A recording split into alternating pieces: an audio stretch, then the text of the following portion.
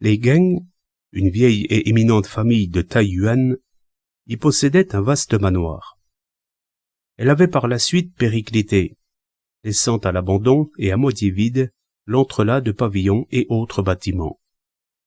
Il s'ensuivait que d'étranges phénomènes s'y produisaient. Des portes s'ouvraient et se fermaient toutes seules, arrachant en pleine nuit des cris de terreur aux gens de la maison. Les Geng s'en affligeaient fort. Ils finirent par déménager dans leur domaine à la campagne, ne laissant qu'un vieux potier garder leur résidence en ville. La désolation des lieux ne fit dès lors que s'aggraver. S'y faisait entendre parfois rires, chants, bribes de conversation et musique. Les Geng avaient un neveu fantasque et désinvolte, prénommé Tzu Bing. Il donna au vieux portier la consigne de courir le prévenir dès qu'il se produirait quoi que ce fût. La nuit venue, le vieux remarqua qu'à l'étalage, la lumière s'allumait et s'éteignait. Il courut l'annoncer au jeune homme, qui voulut aussitôt entrer observer de près le phénomène insolite. Le portier s'efforça en vain de l'en dissuader. Familier des entrées et sorties de la résidence, Tzu Bing, écartant les hautes herbes, prit un chemin détourné pour grimper à l'étage. Il n'y découvrit rien d'anormal, mais des éclats de voix étouffés parvinrent à ses oreilles tandis qu'il traversait la salle. Épiant à la dérobée, il vit 2 chandelles géantes qui éclairaient si vivement la pièce contiguë que l'on se serait cru en plein jour. Un homme d'âge mûr, en bonnet de lettré, était assis, tourné vers le sud, une femme âgée lui faisant face. L'un et l'autre devaient avoir la quarantaine. À gauche, en direction de l'est, se tenait un jeune homme d'une vingtaine d'années. À droite, une jeune fille tout juste d'âge à porter des bijoux de tête. Ils bavardaient gaiement, assis autour d'une table chargée de boissons et de victuailles. Tzu Bing fit irruption. « Voici un invité que vous n'attendiez pas !» s'exclama-t-il en riant, déclenchant une panique générale qui précipita un chacun vers quelque cachette. Resté seul, l'homme âgé quitta la table pour apostropher l'intrus. « Qui es-tu pour te permettre de pénétrer ainsi chez les gens jusque dans leurs appartements intérieurs ?»« Ce sont les miens que vous occupez, cher monsieur. Boire bon vin sans même inviter le maître de maison serait signe d'une rare avarice. »« Tu n'es pas le maître de maison, » rétorqua l'homme en le dévisageant. « Je ne suis que son neveu, son fantasque neveu Geng Tzu Bing. »« C'est un immense honneur que vous nous faites, » répondit alors très respectueusement le personnage, changeant de ton. Il s'inclina et aurait ordonné à ses gens de renouveler les plats si le neveu ne l'en avait empêché. Comme il se disposait à trinquer en l'honneur de son invité, ce dernier protesta. « Nos familles se connaissent depuis des générations. Il n'y a pas de raison que vos convives se retirent. Veuillez, je vous prie, les rappeler pour que nous buvions ensemble. »« Sire !» appela l'hôte âgé. Le jeune homme revint dans l'instant.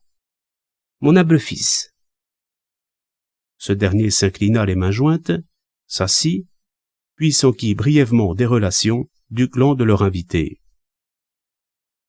Le vieil homme précisa spontanément « Je m'appelle Yi-Tun. Notre nom de famille est Goupil. » Expansif comme il l'était habituellement, Tzu Bing parlait d'abondance, avec un charme auquel ne le cédait en rien Xiao Er. Il ressentait un tel plaisir à s'ouvrir l'un à l'autre que Tzu Bing se mit à tutoyer Xiao Er en frère cadet, puisque, âgé de 21 ans, il avait 2 ans de plus que lui. Il paraît que c'est l'un de vos ancêtres qui a composé l'histoire de l'heureuse rencontre du mont Tu. Le saviez-vous? Oui. Nous sommes des descendants de ce clan du mont Tu. La généalogie familiale n'en garde le souvenir qu'après la dynastie des Tang, sans pouvoir remonter au-delà de l'époque des 5 dynasties. Nous serions heureux que vous nous fassiez bénéficier de votre savoir en la matière. Tsubing rappela que la dame du Mont-Tou pouvait se prévaloir du mérite d'avoir soutenu l'empereur Yu, mettant dans son bref exposé une éloquence qui coulait de source. Enchanté, le vieil homme se tourna vers son fils. « J'ai le bonheur d'entendre aujourd'hui ce que je n'avais encore jamais appris. Puisque notre invité ne saurait être considéré comme un étranger, nous pouvons prier ta mère et Fénichette de venir l'écouter en notre compagnie, de sorte qu'elles aussi sachent ce que fut la vertu de nos ancêtres. » Xiao Er passa de l'autre côté des tentures, et, un moment plus tard, la femme d'âge mûr et la jeune fille se présentaient. Tsubing pouvait détailler à loisir cette dernière, d'une grâce fragile pleine de charme.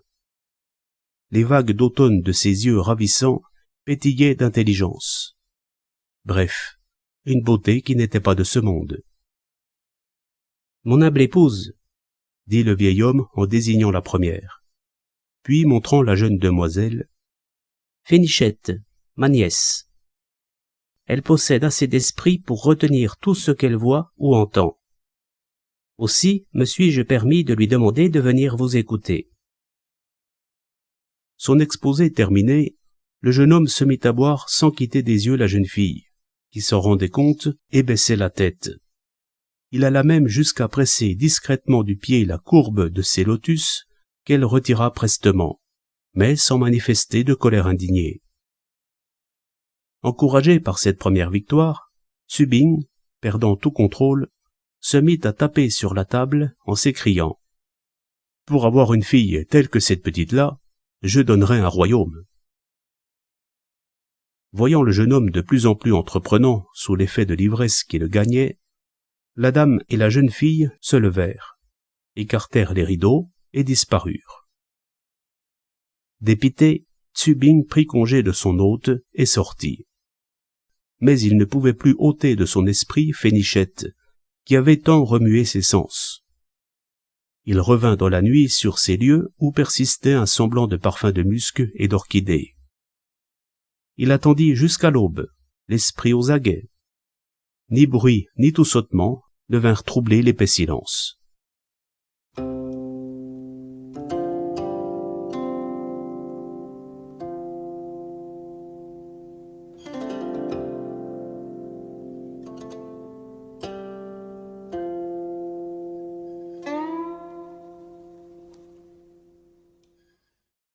À son retour, l'espoir de la revoir le poussa à proposer à sa femme de déménager et d'habiter la vieille demeure.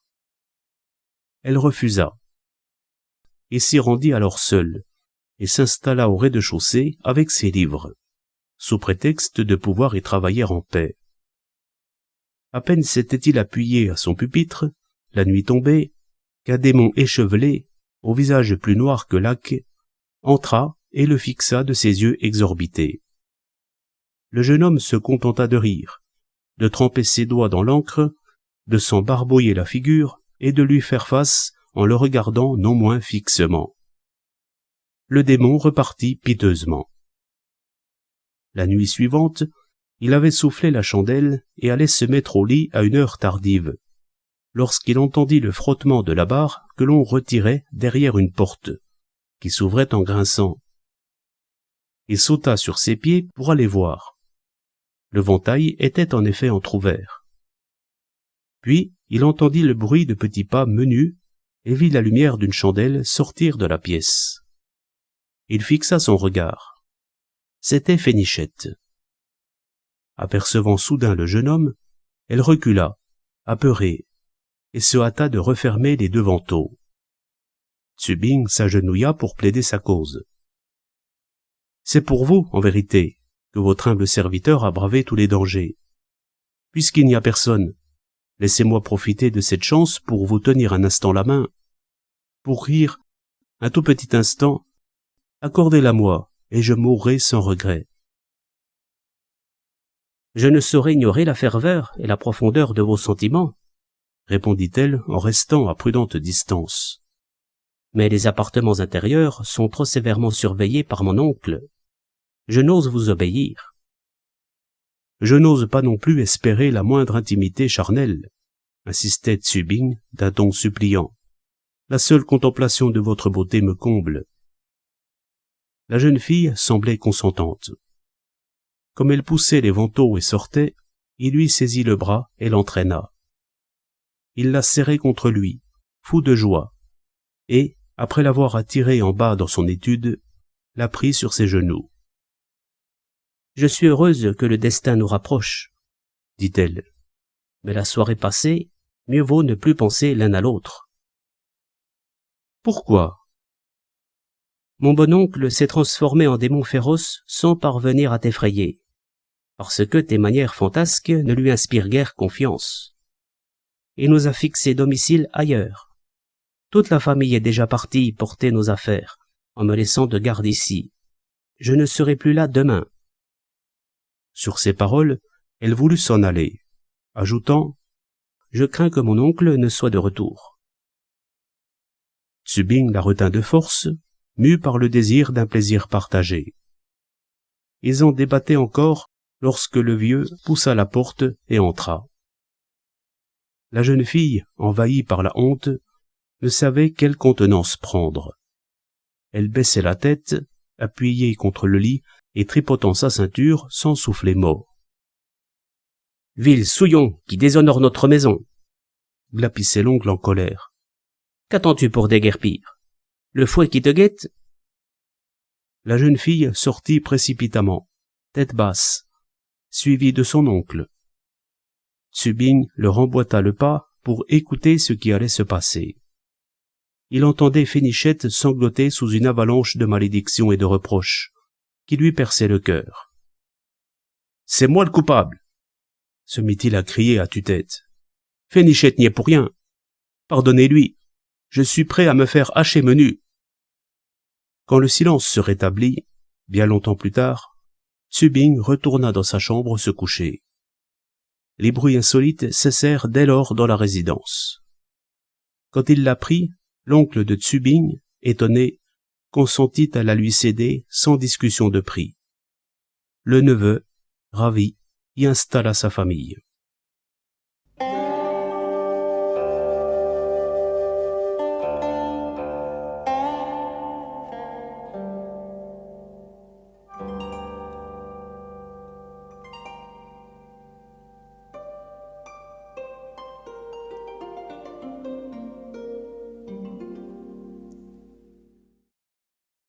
Il y avait passé plus d'une année, fort confortablement, mais sans que la pensée de Fénichette l'eût quitté un instant.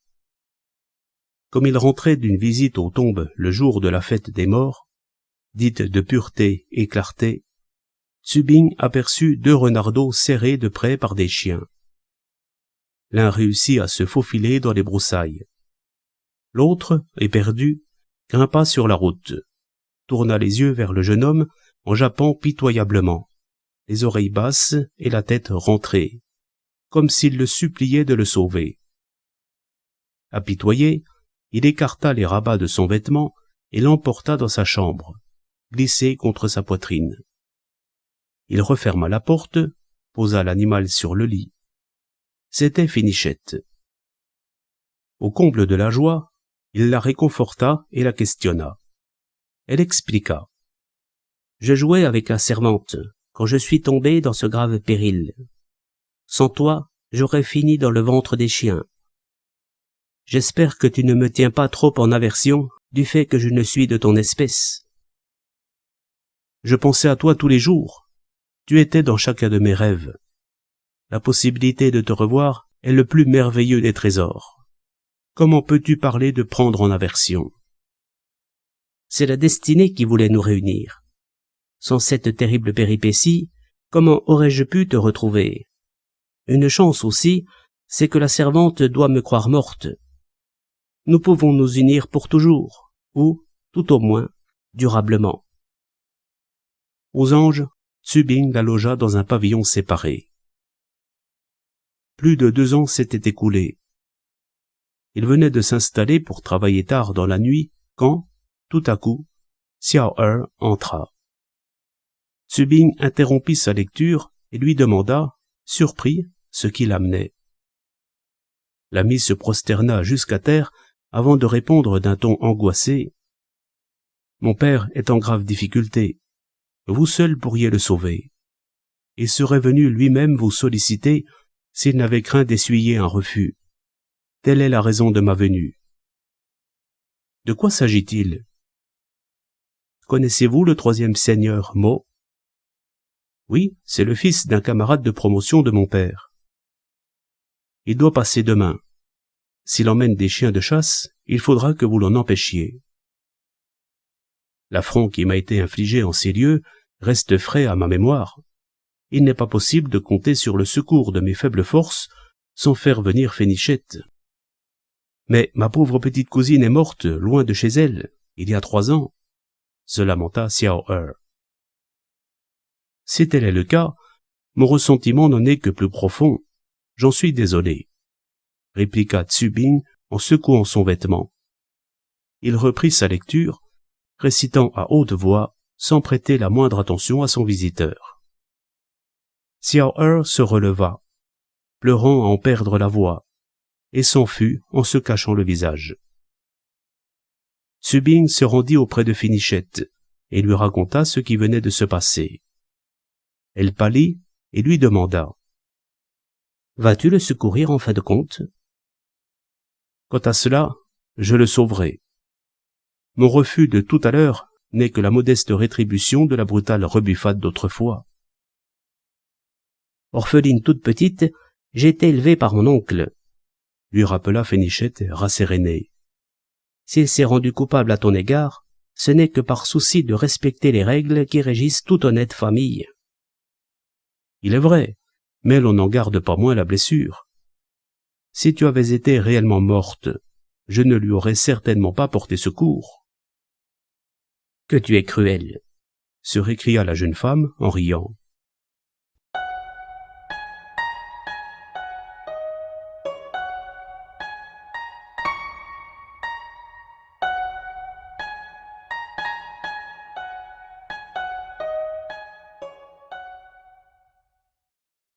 Le lendemain arrivait en effet Mo le troisième, suivi d'une imposante escorte de valets. Ses harnais étaient damasquinés et son carquois couvert de peau de tigre.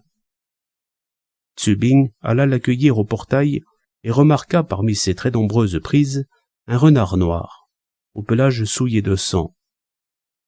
Le caressant, il se rendit compte qu'il était encore chaud.